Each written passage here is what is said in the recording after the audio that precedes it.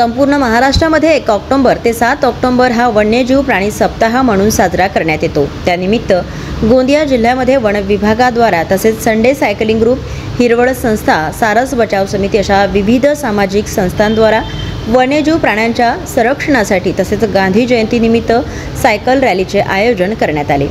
या रॅली दरम्यान गोंदियातील 83 वर्षीय धावक मुन्नालाल यादव यांनी गांधीजी यांची वेशभूषा साकारल्याने सगळ्यांचेच आकर्षण ठरले। गोंदिया जिल्हा व वन प्राण्यांसह अनेक जैविक वनस्पतीने नटलेला जिल्हा आहे। त्यामुळे जिल्ह्यामधील जैविक वनस्पती आणि वन्यजीव प्राण्यांचे रक्षण करण्यासाठी या सप्ताहाचे आयोजन करण्यात आले आहे। लोकांमध्ये जनजागृती करून वन्य प्राणी व इतर महत्त्वाच्या वनस्पतींची कशा प्रकारे रक्षा करता येईल आणि पर्यावरणाचे रक्षण कशा प्रकारे करता येईल तसेच आपले शरीर सुदृढ कशा प्रकारे ठेवता येईल असा सामाजिक संदेश देत आज वन विभागाद्वारे गोंदिया शहरात सायकल रॅलीचे आयोजन करण्यात आले।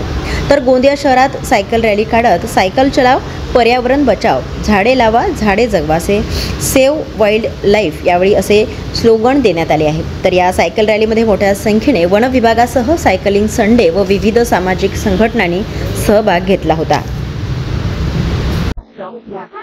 हमारे सारे देश में 1 अक्टूबर से 7 अक्टूबर वन्यजीव सप्ताह बड़ी धूम गोंदिया वन विभाग की तरफ से भी आज 2 अक्टूबर को या वन्यजीव सप्ताह के उपलक्ष्य में संडे साइकिलिंग ग्रुप गोंदिया, यहाँ के स्थानिक एनजीओ, सेवा संस्था, हिरवळ संस्था और हमारा क्षेत्रीय सारा स्टाफ के सहयोग से यहाँ पर साइकिल रैली का आयोजन किया और सभी लोगों ने बड़े विस्तृत तरीके से इस साइकिल रैली में सहभाग लिया और वन्यजीव और उनके अधिवास की रक्षा और संवर्धन के लिए एक समाज में एक अच्छा संदेश देने में काफी अच्छा प्रयास किया गया।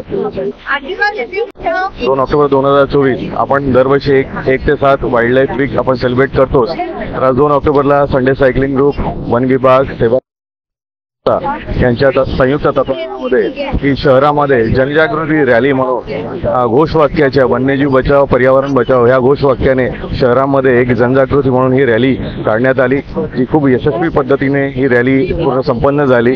आपल्याला माहित आहे सर्वांना की गोंदिया जिल्हा हा महाराष्ट्रातील टोकातील जिल्हा आहे। याला मध्य प्रदेश आणि छत्तीसगडची सीमा लागलेली आहे आणि याला खूप अशी उत्कृष्ट जैविकता, बायोडायव्हर्सिटी लाभलेली आहे।